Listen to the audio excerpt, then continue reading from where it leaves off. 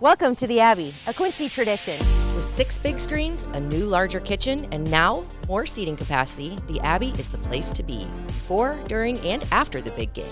Come enjoy fan favorite appetizers, steaks, burgers, and a variety of daily food and drink specials. Can't join us? Carryout is available too. Now with a convenient drive-up window to better serve you. 1736 Spring in Quincy. Opens at 3 p.m. Tuesday through Sunday. Come join all your friends at the Abbey, a Quincy tradition.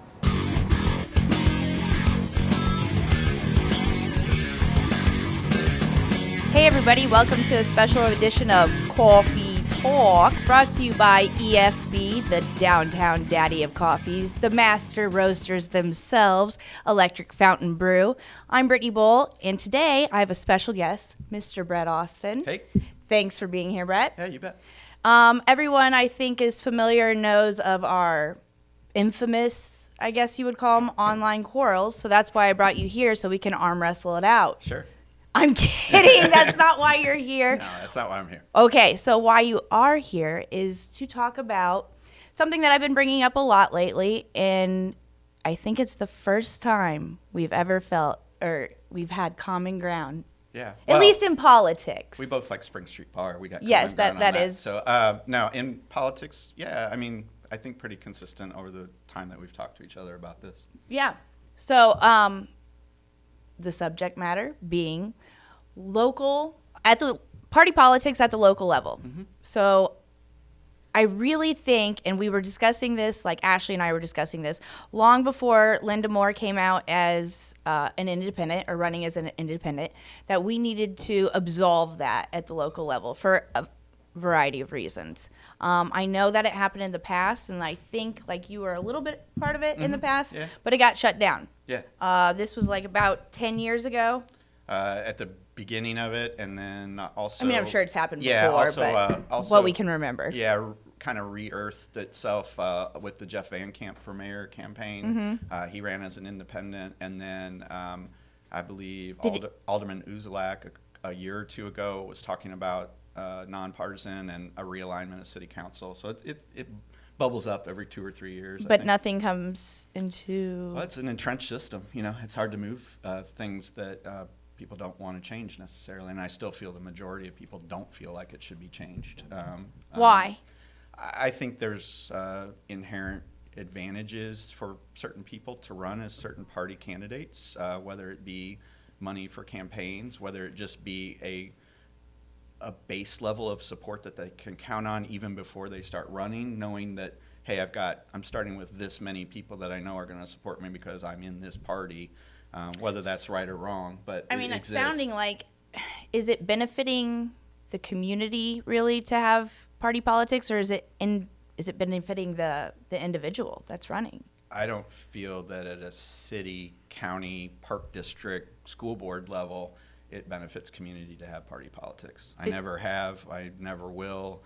I feel it when you get to state and certainly at federal level, you don't know everyone in your constituency at that point. You can't possibly know everyone in your constituency at a state and federal level. So you do need to rely on some common ground politics as your starting point. But on a local level, I think you can get to where most people have access to you, and I certainly experienced this, and they can tell you right to your face whether they feel like you're right or wrong on something. So I think on a local level, there's much more possibility of non-party politics. So what do we have to do to get this out of the system, I guess? What is the process? There's a couple of legal things that would have to be done to do that, and I'm not necessarily advocating for some sort of kind of legal dissolution of parties. I think the Democrat Party and the Republican Party both have strengths and weaknesses to them, and they deserve to exist and compete as well as they can for those votes in any way they see fit.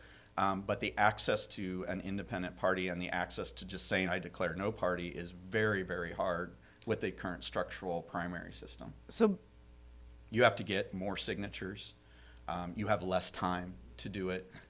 Less time too. Mm-hmm, yeah. So is there really any advantage, I guess, to running as an independent at the local level?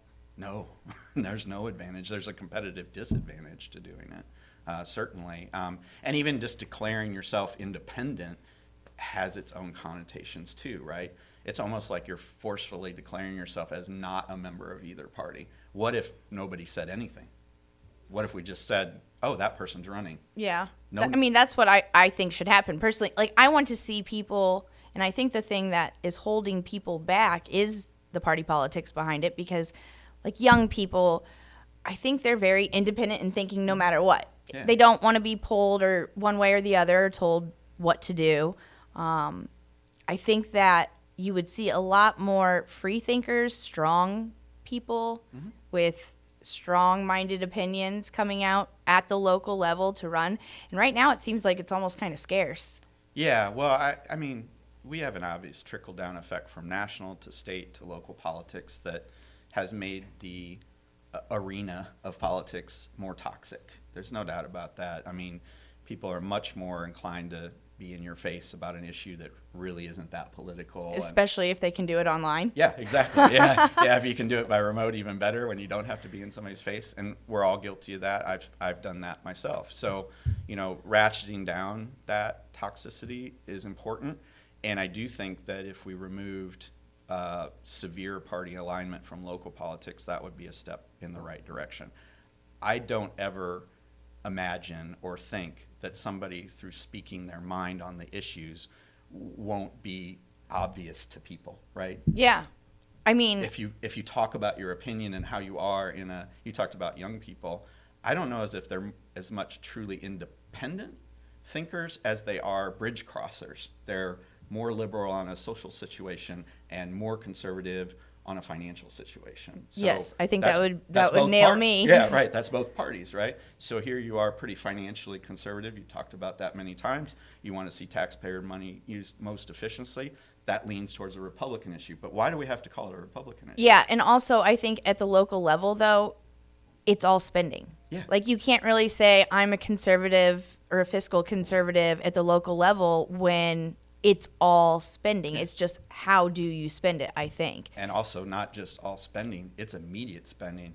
You can visually and intrinsically feel the money going out of your wallet and what comes back to you in your community through the local programs. You don't feel that with the state and federal level taxes that you give back, that you give through your payroll or whatever, right? They go away into some big, smoky pot at the state and federal level, and you just do your damnedest to find representatives to try and bring money back to the constituency through representative and senator level positions, and hopefully you do great at that. But that's more of an electoral thing at a higher level, whereas here it's like, what do we give out and why aren't we getting that back? Is this program working? Why isn't it working? The money that went over to this should be coming right back into the coffers. If we fix that street, that constituency benefited from it. It's so much more immediate, and because it's immediate, I really think it doesn't need the party label on it. It just needs to be that person is running for this office. Are they a good candidate or not? Yeah. And, in my own experience, I don't know if that would have hurt me or benefited me. I really can't tell. I mean, You're a registered Republican. Yeah, and have been all my life. Well, I think in 1992, when I was 22 years old, I voted for Bill Clinton. So okay. But I was 22. Entertain me this, I because was 22. I vote. Oh well. Are you saying that was a bad vote? No, I'm not saying it was a bad vote at all. I'm saying my world perspective was different. Gotcha. then. Yeah. I think it changes all the time, at least for me. So that's what so when I walk into vote, which I vote all the time, sometimes, I'm polling a Democrat, sometimes I'm polling a Republican. Does that, am I registered? Yeah. How? Yeah. You just registered the last way you voted? Do I look like a swinger to the... Careful. No, I think that you look as, you would be ranked as a person who is not party affiliate strong. And so... Because there is record, obviously, of you can how do whatever you want. You can look up, there's all kinds of database systems. We've used them for campaigns before, and you can see that you can go back and look me up and say that you can see that I've voted in every Republican primary for 12 years, let's say. I think it goes back like 20 years or so.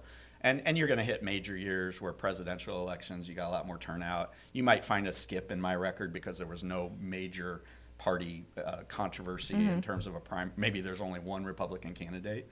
so I didn't even vote in the primary. I just voted in the general election. Examples like that. But there are rankings for that, and that is a database that's used for campaigning. So that is an inherent advantage of the party system right there, because you know who to target, because you have people who are sympathetic voters already, so you can go to them, you can target mailing lists, all that. So there's, But they're targeting you. of course they are. It's all Because yeah. of your past voting record. I get it, Not but- as you as a person, but just as the data that can be collected on you. That's going to continue to happen at the state and federal level because the issues are so big. I mean, these are life-changing, society-changing issues. But they're not at the local levels, which again. They really aren't. So do you think, like, if, for example, there are like a pool of 3 or more candidates, would the primary, which obviously a primary exists because of the party politics, could that possibly take out, like, maybe one of the strongest candidates? Oh, yeah, for sure. You know, if you had, let's say, our current mayoral race is going to be a Republican primary between 2 candidates, right? Yeah. All things being what they are today. And then one of those candidates isn't going to get to move forward. What if the candidate who lost the Republican primary polled better against the person that they have to run against in the general? You know, and that's happening, did maybe just happen on the national level, both in presidential politics, national level, Senate, governor races, state level governor races, you know, and there are several states that have an open slate where it's just a plurality of votes, most votes. And Like at the state level? Yeah, but then there's usually a safety net in that, like, hey, if you didn't get at least 40%, the top 2 are going to run off without the other candidates involved. And that's probably a fair way to do that. And, you know, it's sort of like playoffs at that point, right? You reseeded the players after the results, and 1 and 2 get to duke it out.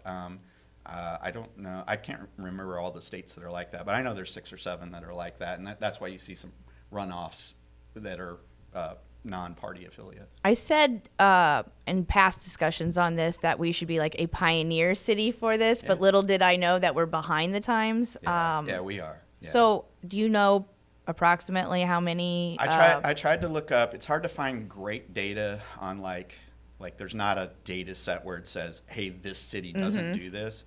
I do know most of the collar cities and counties around Chicago do not run party politics, which probably surprises people because you think, oh, that's a heavy Democrat area in Illinois. Certainly they do this.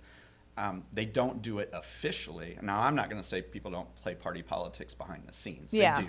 But officially, it's names on a list. And school boards in the same way. From what I could find, I'd say between 35 and 40% of Illinois counties and municipalities Still quite a bit. are already non-party affiliate. So what you're saying is there's a chance.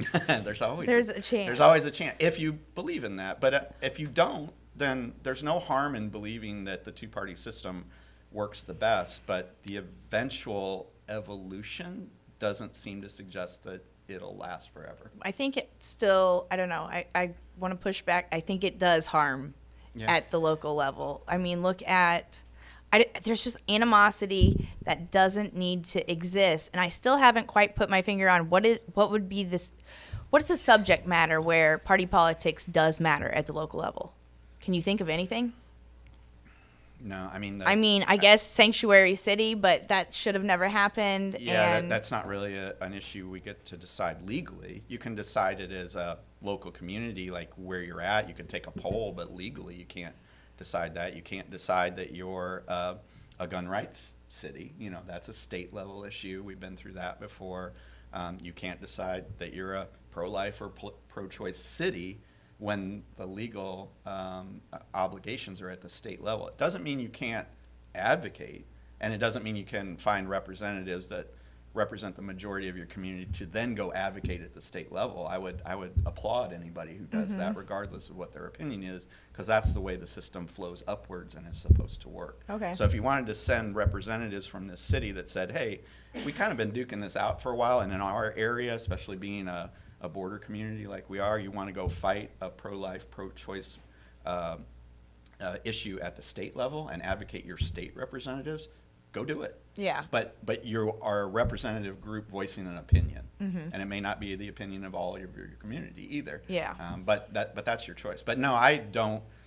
How touchy subject always gets brought up, but how did a roundabout kind of break down on a political level? Because it did. It kind of broke down on a political level in terms of How? it was deemed as a fiscal conservative thing to not do it. Okay. And it was deemed as a liberal movement to do it because that's something you see in big Democrat cities that waste money. But my pushback on that is Bowling Green has a roundabout. It's not. It should have never become a political football. Eventually, I think the system did what it was supposed to do, which is, just using this one example, eventually that kind of got ground out to the city saying, we know something has to be done at this intersection. This isn't the timing. We don't have the money right now, and we're not sure this is the best option. Those are all valid things to say. Just probably should have been said earlier in the process. I think also, I know I just said it's all spending. It is all spending.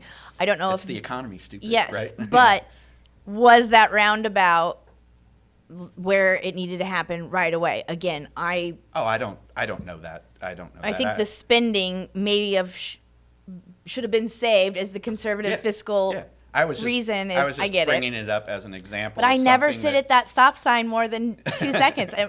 But it's also not a Republican or a Democrat stop sign, right? No. It's a stop sign. Yeah. Or it's a roundabout, or it's a traffic signal. Absolutely. And we'll But hash what that you're out. talking about was money. Yes. Which that is, what I guess. I was talking about is the comments were very slanted. Again, just using this as an example, but there's 100 other examples. The comments that I saw were very slanted in that somehow a roundabout had a personality, like it was some sort of leftist liberal traffic device, and the personality of not doing it was we were not spending money, so therefore we were good Republicans. It wasn't about a traffic control solution at the beginning. It became that way later, and I applaud the city council. I don't necessarily agree with the way they did it, but at the end of the day, if they didn't have the money to do it in their coffers, and they said they didn't, and if they didn't think it was the priority over other streets they wanted to do, that's fine. That's acceptable. Off subject from party politics. Yeah. So is this going to lead to a battle in court between the city and the county? I hope not. Just along with the discussion of party politics, we shouldn't be battling as community members. Absolutely. Yeah, there's no reason for that. If I play any part in that in the future, it will be to get something done that's a good negotiation between everybody. I don't know. I wasn't that heavily involved in that project. I think people thought I was, but that really is a different committee, and I was just more the financial part. But did you speak out online? Yes. See, Yeah. that's where people probably assumed. I tried to do it in a way that it was like efficiency of the device and lack of funds to maintain it later, which is a big thing in terms of the money you're going to spend over a long period of time, and tried to look at those factual things. I try to keep it a less opinion when I can. I tend to get a little fiery sometimes too, but We all? Back to the thing about party politics. The only reason I was using the roundabout as an example is the jump was to divide it into a party thing. The reality was it was never that, and eventually it got to a point where it wasn't that. And I feel like if we didn't have that division up front, we would get past that part quicker, or maybe not even have that discussion. I think you're absolutely right. And we would right. just get into the roundabout part. Does it make sense? Is enough money?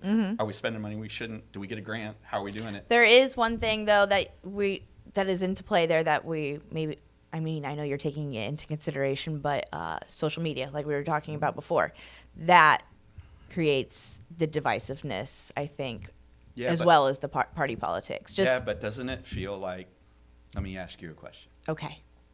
Doesn't it feel like there's more parties than two online? Doesn't it feel like there's kind of two versions of or levels of a Democrat party? Doesn't it feel like there's two versions of a Republican Party? But I think that's like that in real life. Yeah, I agree. But I see it on comments. So if we're trying to divide each other into two camps, that's already a fallacy. We're not two camps already. We've had serious divisions in the Republican Party that caused a lot of hard feelings. And in some respects, we've worked some of that out. In other respects, we never will. There's definitely people in the Republican Party that just flat out don't think I'm a Republican, shouldn't be a member of that party. And the reasoning is because they have a strict set of guidelines that they want to follow as that party only. And I just don't think that real life follows that. Yeah, I totally agree. There are issues that don't follow a platform, and there are issues that happen at certain points in your life, whether you're 22 voting for Bill Clinton or 54, which I am this year, voting for whoever I'm going to vote for this year, right? My context is different.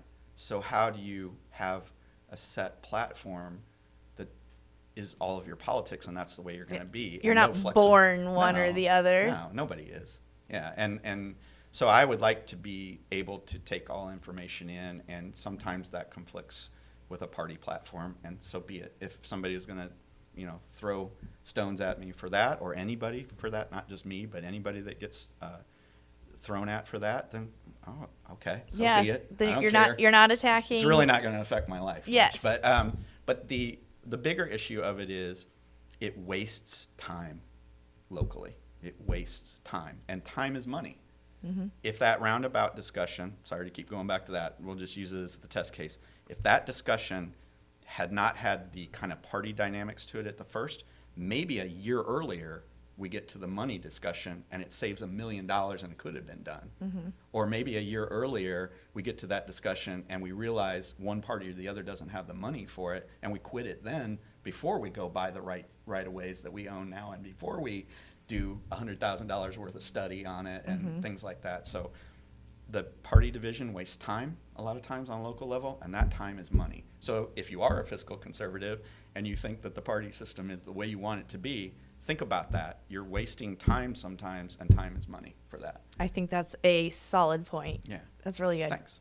I really don't have anything else. For once, I don't think we're really arguing. Okay, so I wanted to ask you about the party politics thing, and one thing on your side. So you make some comments sometimes that are pretty strong right Republican. They seem to mostly be, if I would sum it up mostly on ones that maybe we've argued about or whatever, it is one thing, which is that you're very sensitive, and I think this is your life and how you view things too. You're very sensitive to, is the common man, woman in this community getting back the value of what is given out, right? Is there an inherent advantage for people, maybe me as a property developer, maybe this person as what they do?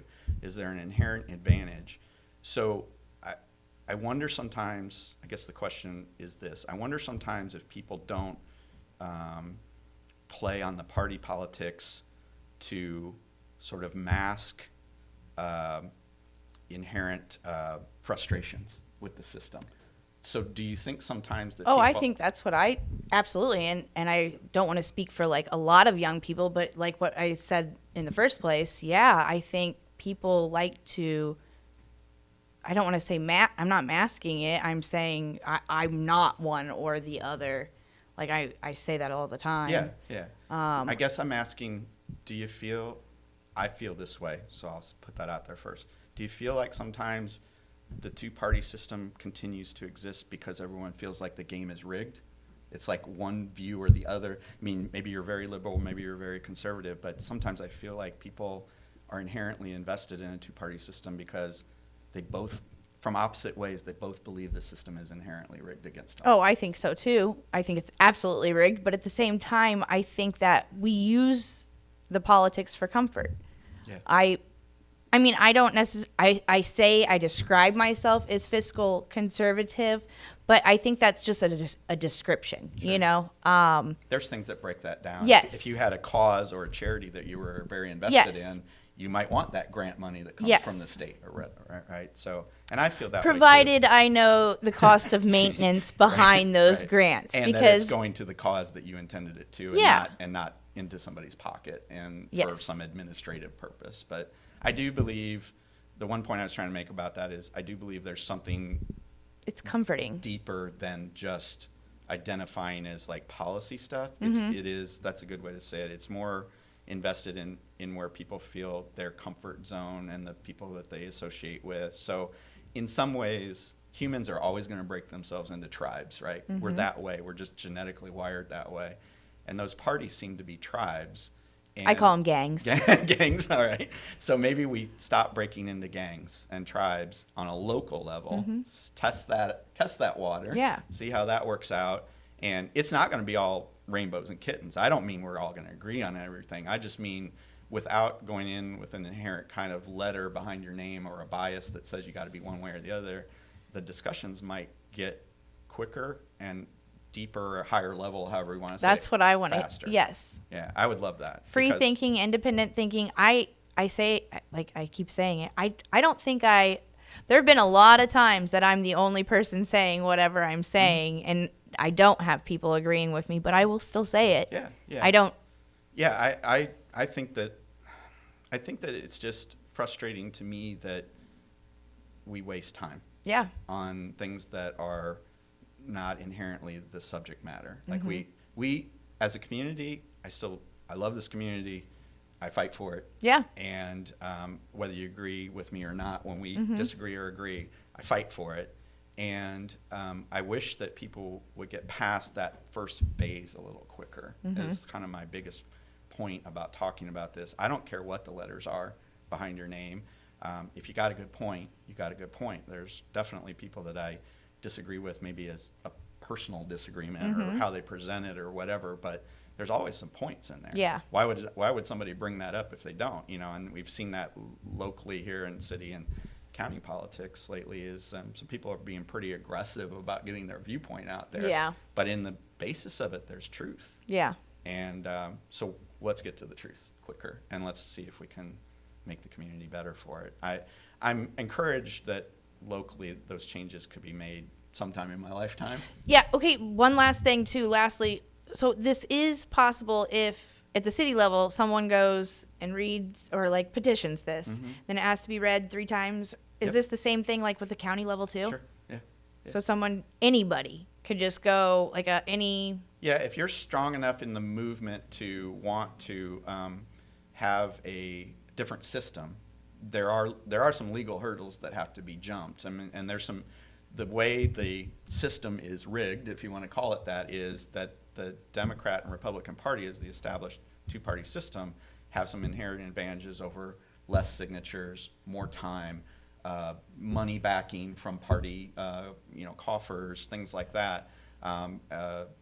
Advantages in terms of. But it's not like the money would just go away. The stuff is still there. Yeah. You could, if it's just 4 candidates. So suppose it's 7 candidates running for mayor. No letters.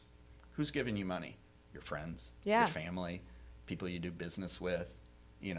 Maybe other members in a club that you're in. Whatever. That's who you're getting money from. And that's the primary place where people are getting money from now, but there's also other money that can come in, and I think that can kind of pollute the system somewhat too. Yeah.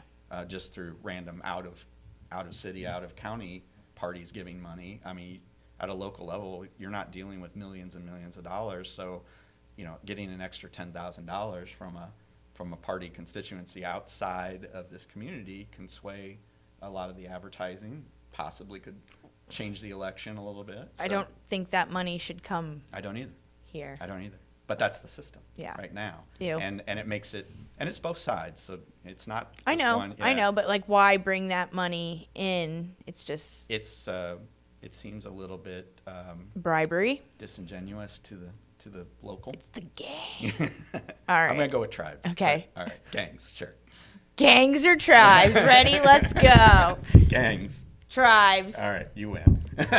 All right. Okay. Well, thank you. I thank you so much for joining me on this Labor Day edition Oh, cool. of, you got to say it with me. Ready? All right, yeah. Coffee Talk.